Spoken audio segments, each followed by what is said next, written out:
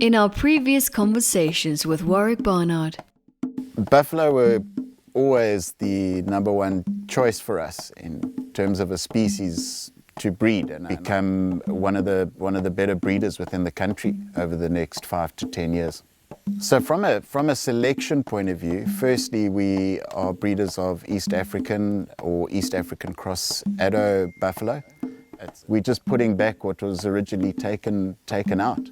So I think it's a hugely successful conservation story. we end our conversation with Warrick Barnard. I think what's very important is that every industry has an offtake. And in our particular case, hunting is that offtake. Venison production is that offtake. And that's never going to disappear. South Africa is certainly one of the highlights for any hunter coming on an African safari, and that's not going to disappear. We certainly don't feel that land's going to be taken from us, for instance. We're very confident that as long as we're making a contribution towards this country, we're going to be looked upon favorably going forward.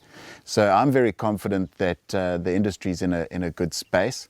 I do think we need to diversify as far as possible, and that's something that we've aggressively tackled over the last number of years, and that is to include hunting, both biltong and trophy hunting, the venison production, ecotourism, and the breeding side. They all integrate very well together, and there's no reason why I don't see a very bright future for the industry.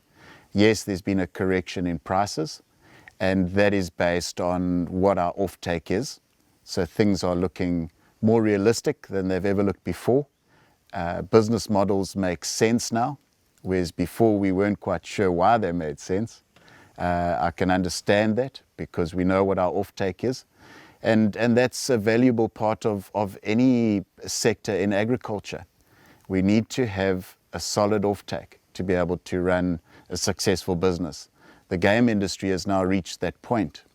We've gone through a cleansing where people that were possibly inexperienced, fly-by-nights that were hoping to make a quick buck, have moved off to other industries, and we're left with very solid, capable people that are going to make this industry sustainable for many, many years to come. So I'm feeling confident. I believe that there's a lot of scope for investors to still come in, especially at this point where it's more affordable now to the rest of South Africans, where before it felt like it was really only for the elite. It's now something that can be invested in comfortably, and can be enjoyed by everybody. And that's important to me, is that this is an industry that needs to be enjoyed.